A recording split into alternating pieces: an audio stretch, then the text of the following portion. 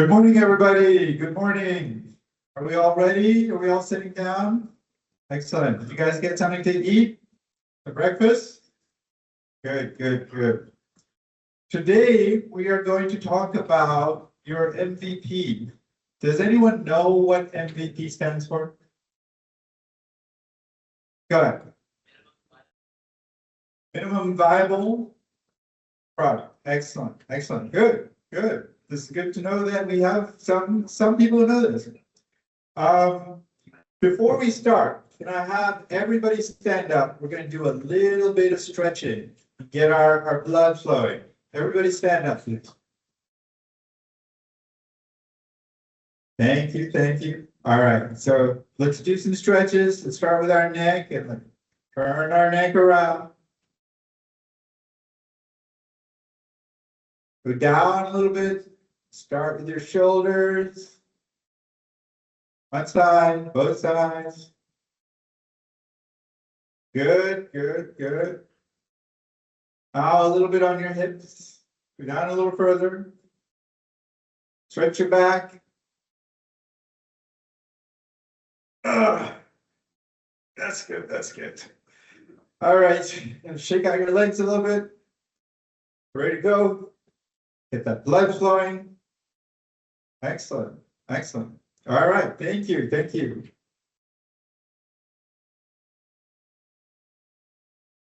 So to illustrate the point of what we're trying to do today in terms of creating an MVP, I used a product or an app that I'm building myself. And it's an app I'm building more as a like a fun project on the side. It's an app that allows you to track your strength or workouts in the gym. So like if you're doing any resistance training, this is an app that would help you do that. So show of hands, how many people here actually do strength training, like workout, like weights and stuff? Put your hands all the way up so I can see it. Great. Do you guys use an app of any sort to like track your workouts? Like what did you do last Thursday versus this Thursday? No? No? So there are a lot of apps out there that do this kind of thing, like apps like Strava and GymBuddy and things like that. And when I look at all these things and the apps that I try, I see a problem. The problem that I see is that either the apps are too complicated or they're too simple. The too complicated ones, they've got like, all-in-one platforms. You can put in your meal plans. You can go into the nth detail or degree into the app. It's like complicated to even learn the interface of the app, right? And then the simple ones are like, it's like a notebook. It's like basically a digital notebook. So like for me, I wanted something different, and I'm actually coding this app for myself, right? It wasn't even like necessarily a product idea, but I thought it would be a good exercise to go through with you guys to kind of understand what, the MVP process of a product like this would be. Okay, so here's the problem. The problem, as I'm identifying it, is that fitness apps are broken. The market is split into these two extremes of either too complex or too simple. And all I really want is an app that people will actually use while working out. So that's the big thing. Now, as a product, there's a roadmap that I think that you can have here, right?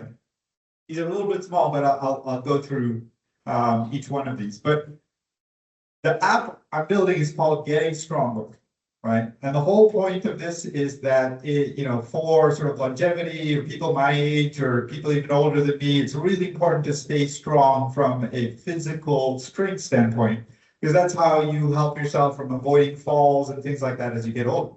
Fun fact, for example, that grip strength is incredibly correlated with longevity.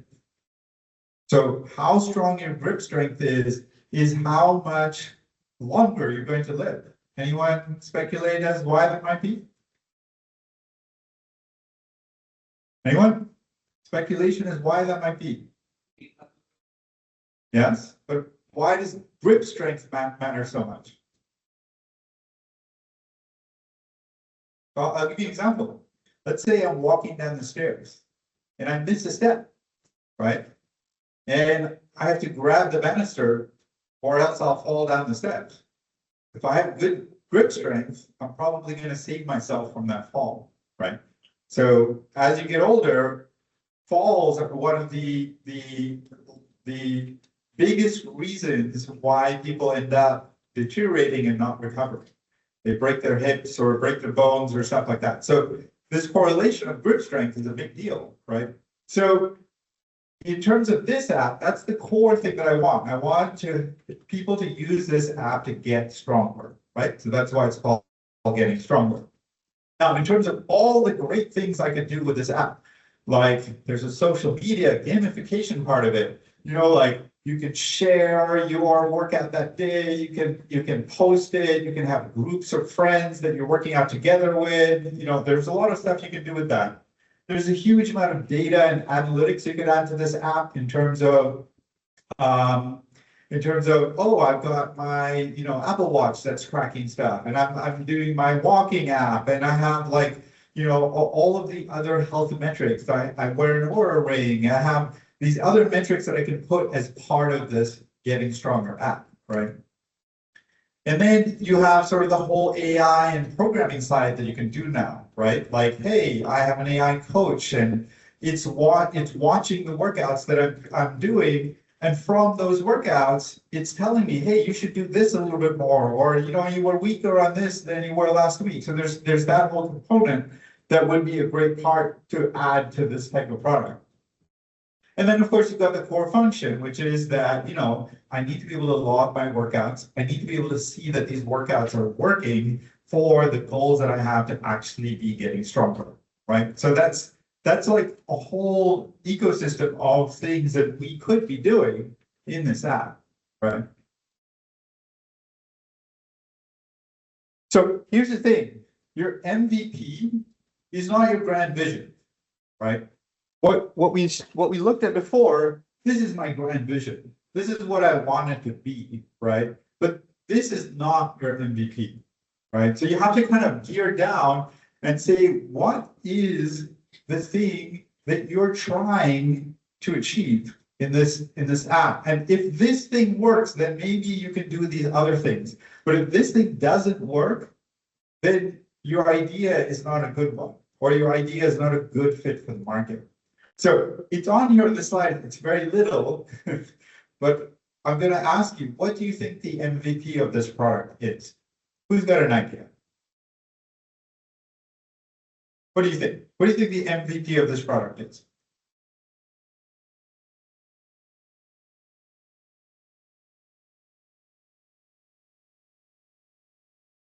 Okay, it's good. Did you read that, or did you figure that out? Okay. So what do you guys think? What is the MVP of this product? Like, if this thing doesn't work, then do I have a product here?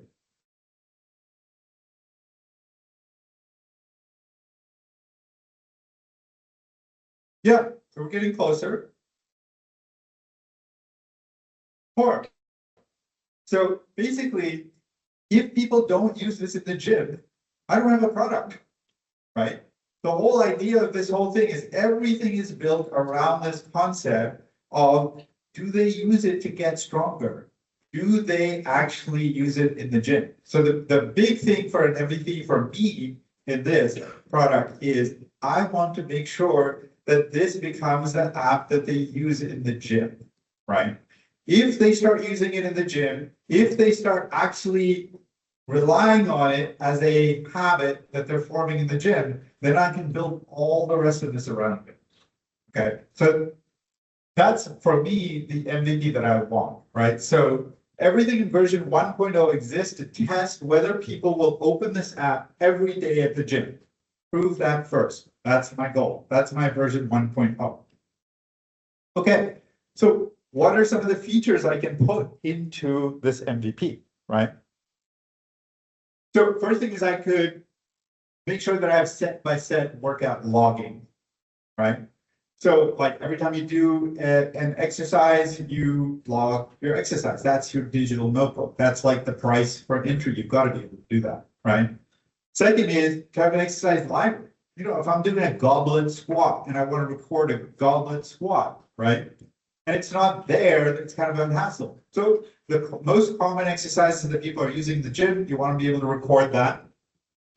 You want to be able to use, you know, workout templates, right? Like, hey, I go to the gym every Monday, I do these 3 exercises. Every Tuesday, I do these 3 exercises. It would be great to be able to save that as a template.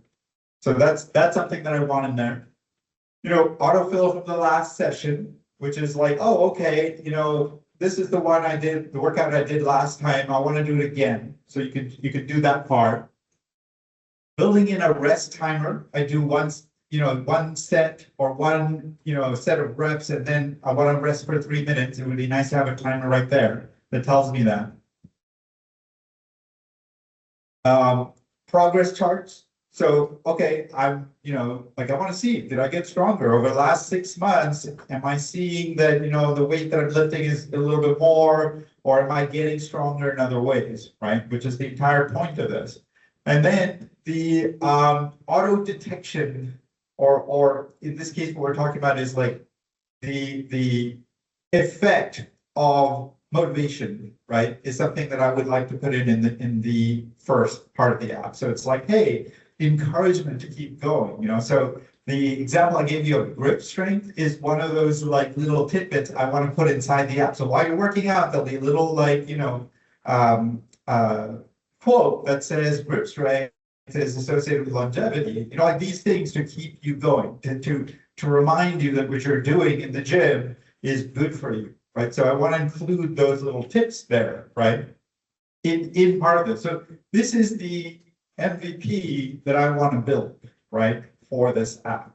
So this is going to be really important for you guys, is to think about what your service is, right, and or what your product is, and how do you distill that down to the one thing which is going to be your MVP. Okay, so how do we get from an MVP to where we want to go today? So what I want to do there is I want to kind of show you how easy it has become versus what it used to be. So I'm going to kind of skip through to some of the tools that are out there, right? What AI tools are you guys using in your life right now? Someone back there. What AI tools are you guys using in your life right now?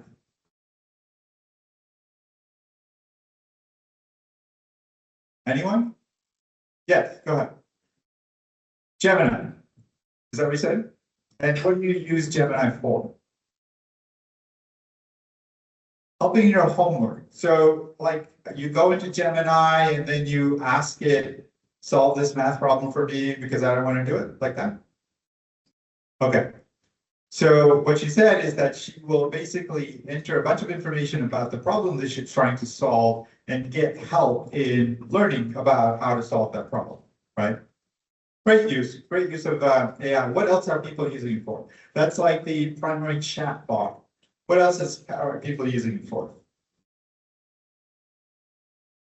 Anything beyond the chat bot function? Has anyone made an app? Has anyone coded anything with AI? Anyone? Yeah, what have you coded?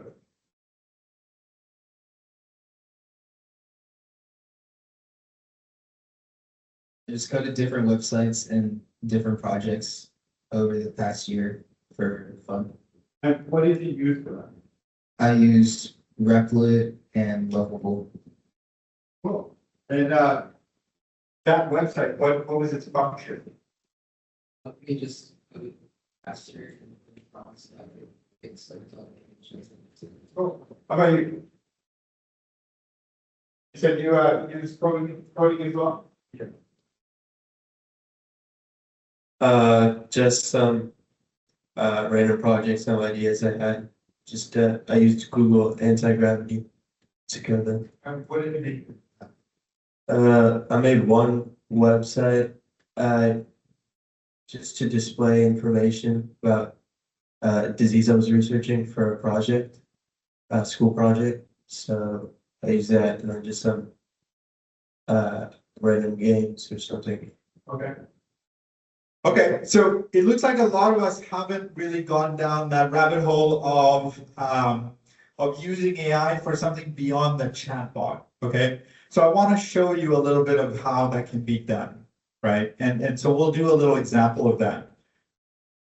So here in this slide, you can see that there are a lot of different AIs out there. You know, you've probably heard of all of these. There's the OpenAI, there's the Gemini, there's Claude, these different companies, Anthropic, they're all Chinese companies that you've probably heard of. But you've also probably heard of some of these names of the vibe coding platforms, right? So I think you mentioned Replit, right? And so there's Replit, there's Bolt, there's Lovable. You know, there's quite a few of these vibe coding platforms. And these platforms, what they allow you is they allow you to go onto them and create basically code. Like you could code an app. So when I'm showing you something like this is done out of coding an app, right? And creating these product images, you know, based on what the app actually is. This used to be just 5 years ago, this was $20,000. To program this app as a V1 for an MVP, this used to cost you $20,000. Today, you can do this in 1 hour. It's amazing the tools that you guys have at your disposal to do this stuff. But that means everyone has these tools, right? So you've got to be on top of it. So like the price of entry today is to be able to use these things. And that's one of the key things that we want you guys to see here. So let's talk about some of these platforms and how we're using them, right? So I'm now going to give you an example of Google's platform, right? So Google is one of the developers or one of the platforms in which they make so many different tools available to you, so many that many people don't even know about, right? They have like chat and research apps, they have development tools, they have tools to help you market, they have tools to help you create Instagram posts, they have tools to help you create videos. Like it's unbelievable the amount of tools that Google has. So I'm going to go through and show you one of those tools, right?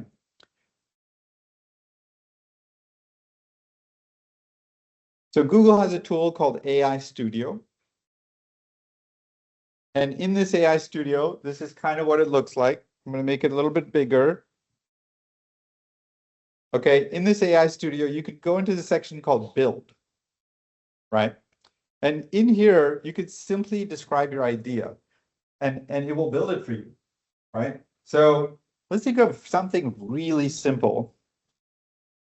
I want a super simple mock-up of a workout app that all it does is track my weightlifting workouts. Okay, that's what I told it. And this is in Google Studio, and I'm going to hit build here, right? And what it's doing now is it's coding. So as we are hanging out here, it is going to code there, right?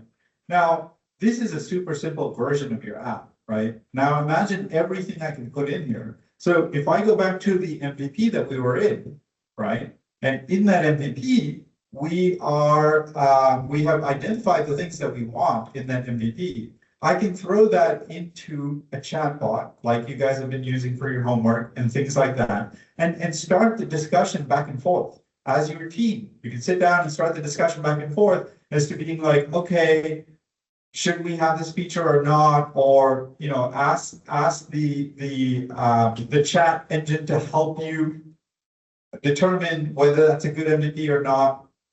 Determine whether that's something that is really hard to program for version 1 versus, you know, later versions.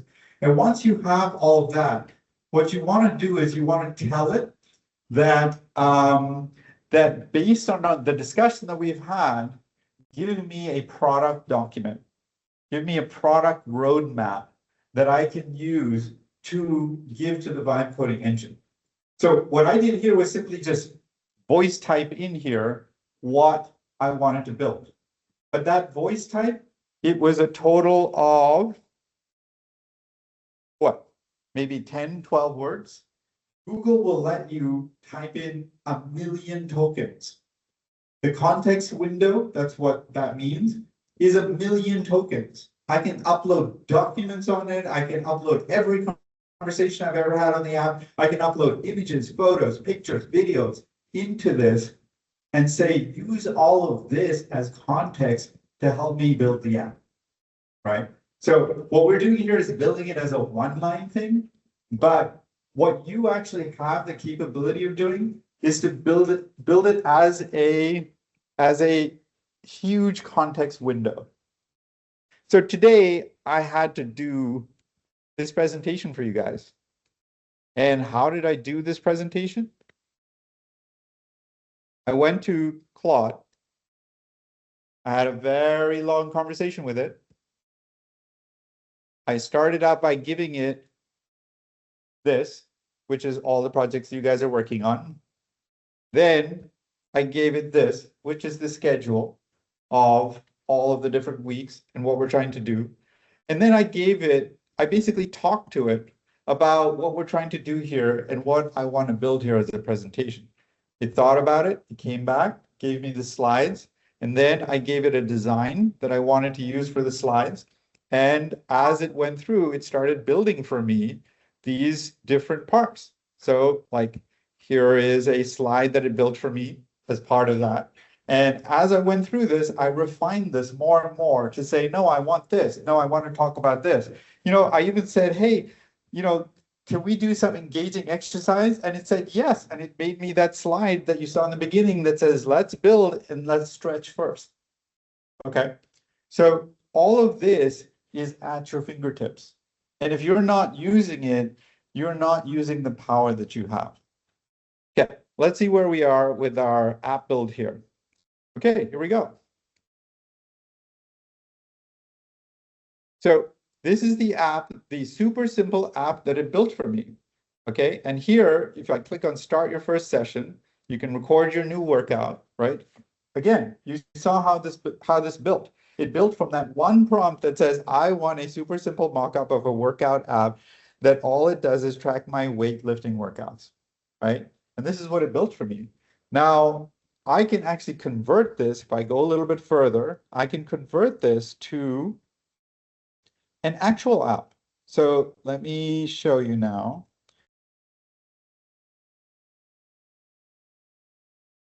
Okay, so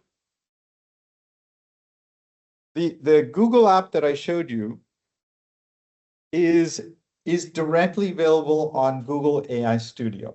And you will have this presentation that I'm making right now, so you can have access to those things. And this presentation is recorded, so you can remember where it is that you're going from there.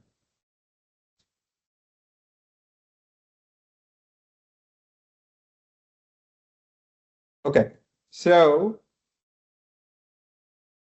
you can go one step further and go into each of these platforms has their own programming engine, right? So in Google AI Studio, what I showed you is a very easy thing to follow in terms of how you do this, right? So just like as I had said here that I want the super simple mockup, I could literally throw in the MVP, right? Slide that I had a couple slides before this into here, and I could say, build me a product roadmap for this, and then build me an app for that. So that's what it would do, right? Now that's what I've essentially done in building this. So this is now a version of that where it's building the app for me, and it's already built it.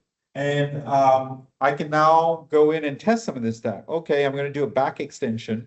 And so now, like this is, I'm going to do 60 pounds in there, and I'm going to do 5 reps for that. And my second set is going to be 50 pounds, and I'm going to do 5 reps for that too. Okay, and you can add the exercise and keep adding more exercises as part of your thing. So this is a working app. And the way you're seeing it on here on the screen is that is an emulator of an iPhone, right? So all of these things are accessible for you guys, right? And what you want to do is be using all of these to start to build your apps. Okay, there's a lot to know about the vibe coding part here. Any questions here? Questions on vibe coding, how you can get started, how you can use that for your project? So Google AI Studio, that's a good place to start. And then you can use the same platforms in Claude, like I showed you where I had the conversation back and forth with Claude. Claude can also do that for you. And in the first stages, you want to come up with your screen mockups, right? So back to the presentation. Before I went to this stage where I actually started programming this,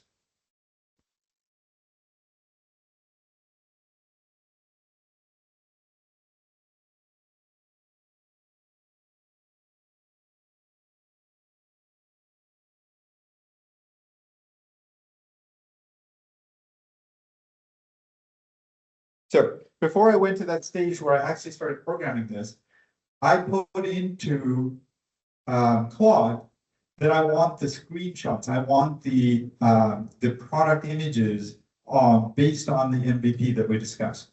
And so it went through and came up with these for me. Now, this isn't the first shot that it gave me, right? It gave me things and I iterated on it. I said, I want this to look like this. I want this to look like that. You know, and I gave my feedback on it for it to come out with these product shots. Now, as I said before, this would have been an extremely expensive process before. And this can all be done in about 1 hour right now, right? To build all the things that you're building as functional apps. Okay, let's take a little detour from there into talking about TAM, SOM, and SAM. Does anyone know what that means? You're seeing it up on the screen, but does anyone know what that means? Ideas? Anyone? Maybe we can turn the lights off. I feel like everyone's sleeping here.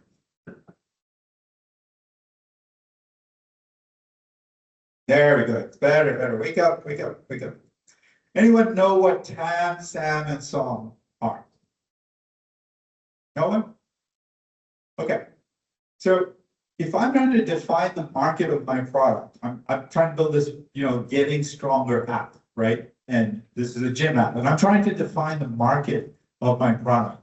The TAM is your total addressable market.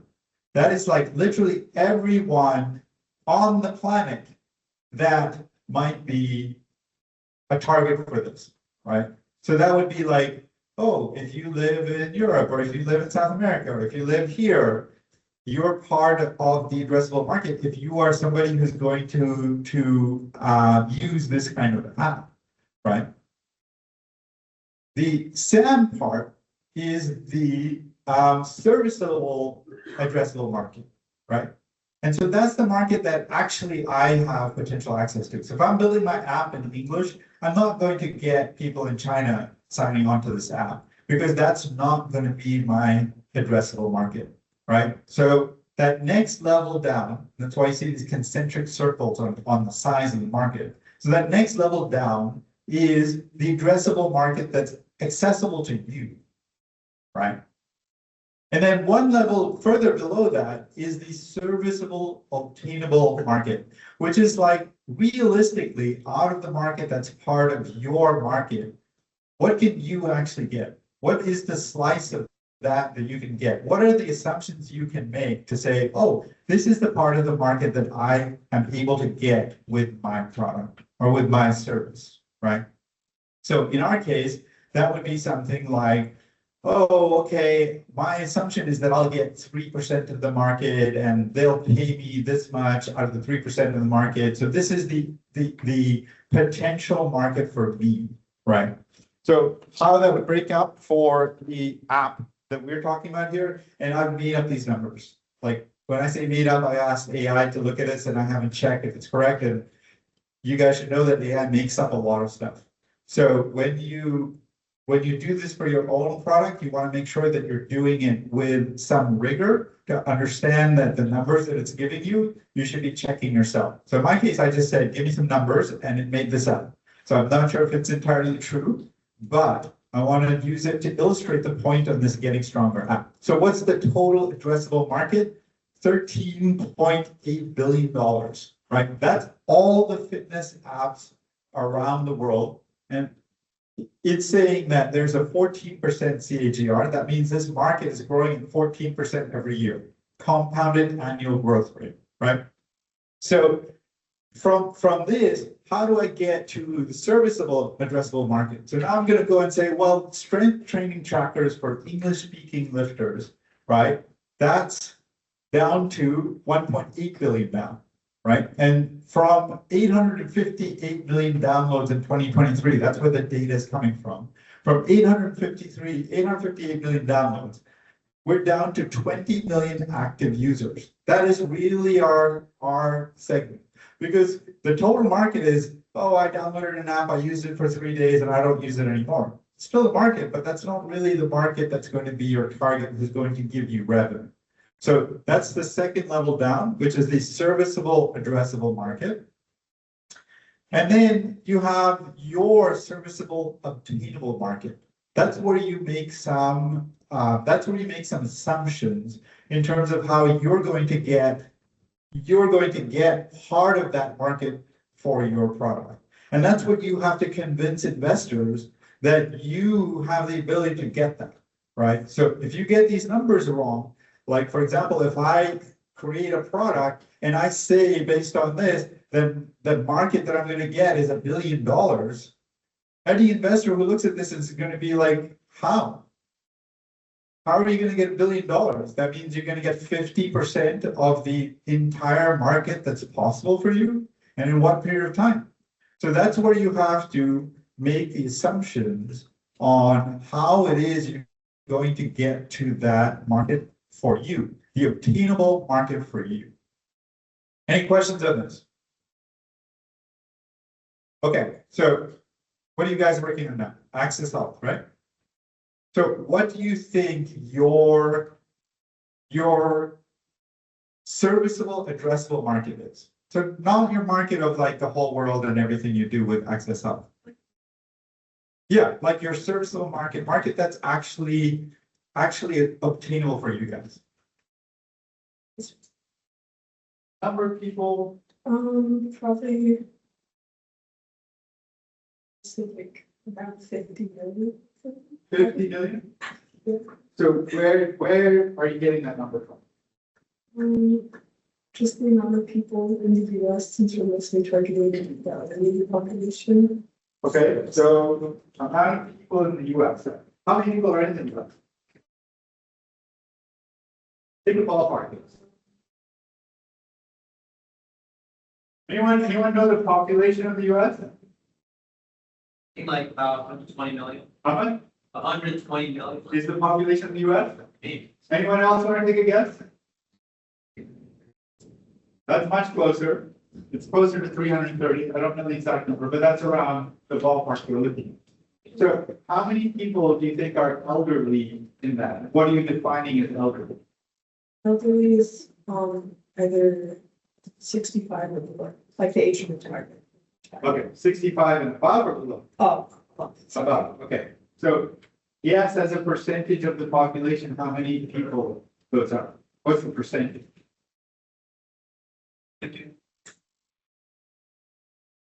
it's like 25% of 40, I guess. Okay, so if you're talking about a fourth of, say, 350 million, you're talking about 75 million people, right?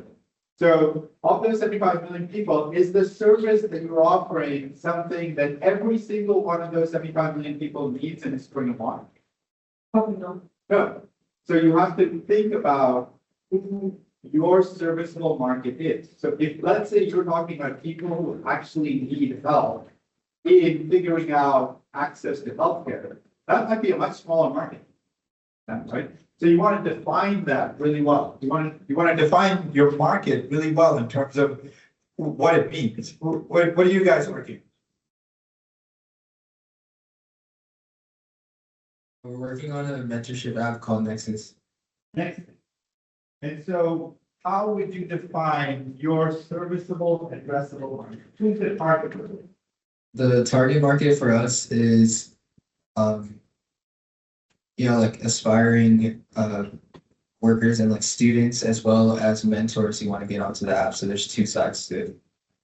Students and mentors in high school and middle school and college. Yeah, so the students are usually going to be middle schoolers and high schoolers, and also fresh university students. Okay. Any idea how many students that is? How many students? For middle school and high school, the total amount would probably be around 30 million In the US? in the US. And then mentors, it would be probably in the thousands or tens of thousands. Okay, so it's a good start to what your serviceable market is. And to start from there to then be like, well, how many can we capture? How many actually do we have access to? If we're going to start in Orange County, does that mean we're getting people in Kansas, right? So these are things that you have to take into account when you get to that part of it, right? What about you guys? What are you guys working on?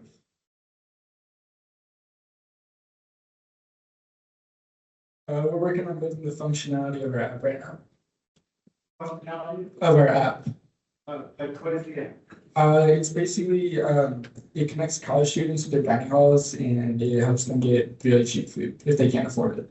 Sorry, I'm getting. It connects college students to their dining halls if they can't afford food. So they're able to get food for free or really cheap. Okay, got it. So if the food is getting thrown away, it's like kind of like there's that service, the one where you go to old bakeries and pick up like, stuff that hasn't sold. What's that called? Yes. Are you guys using that? Anyone use that? I did one, it was great, got a lot of it. So on that one, if you, so you're gonna take food that's not being used, right? And you're going to distribute it to College students. other college.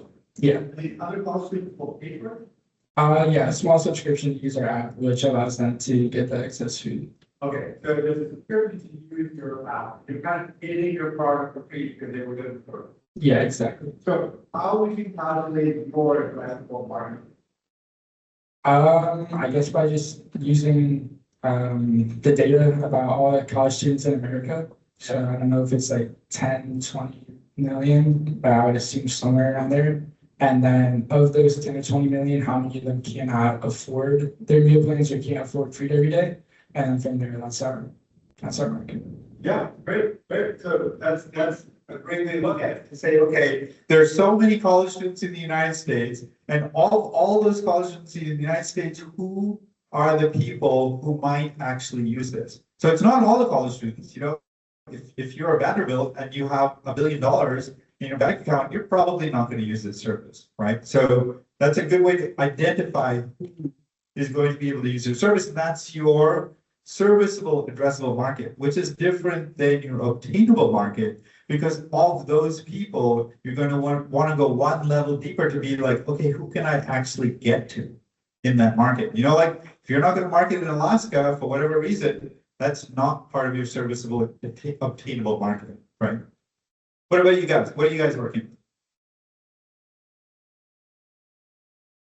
Nothing? Nexus.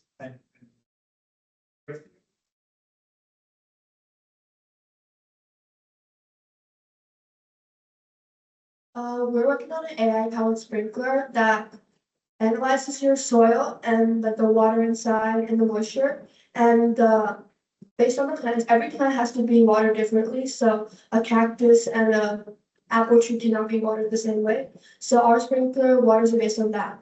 Our market, I think that SAM is homeowners, maybe like 25 to 35 in America, because like older people might be more reluctant to use new technology.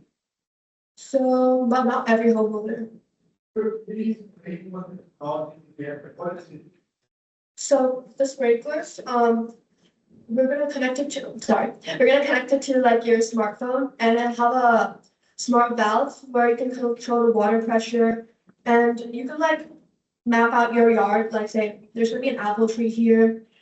There's some different plant here, different plant here, different plant here.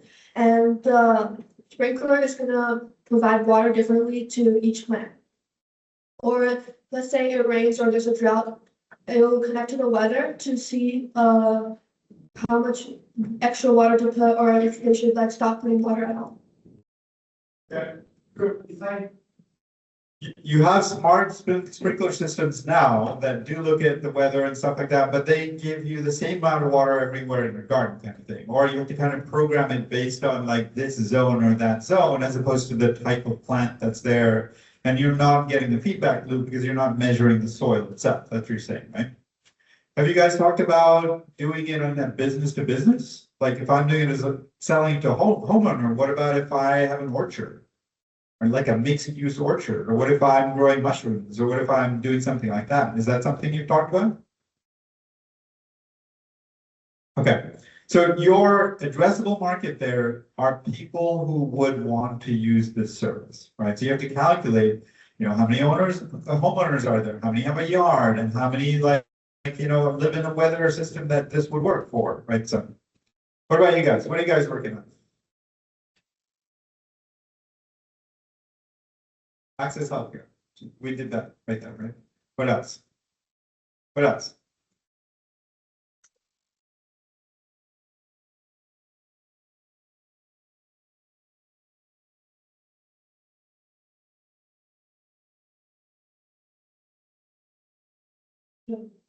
Okay, we're working on a college prep app targeted towards high schoolers in America to help start the college prep pathway earlier. And so it's more accessible to those with like less opportunities than one you might in Southern California might have. Maybe, as you said, someone in Kansas might not have the same opportunities. So, what would be your addressable market? Our addressable market. I know our main market is like high schoolers. Yeah, but high schoolers. Is every high school gonna want it? I don't think so. Is it freshman gonna want it?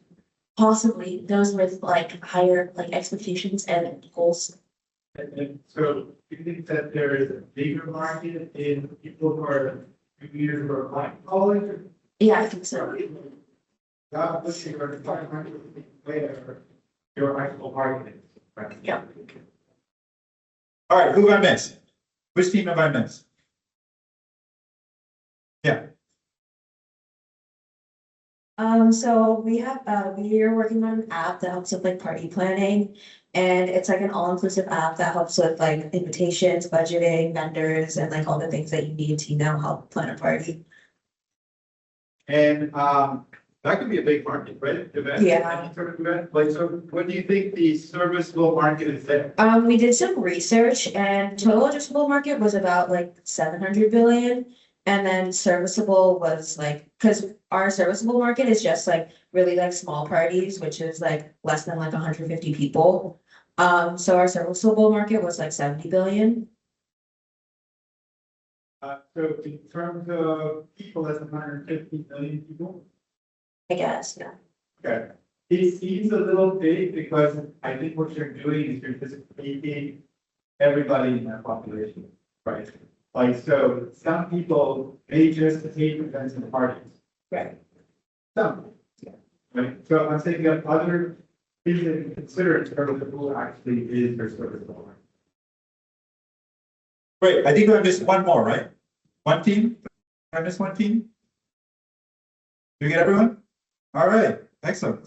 Yeah, so some really good markets there, and in terms of how to determine where your market is and what you're going to obtain from that, right? So we looked at AI and vibe coding here, and here's the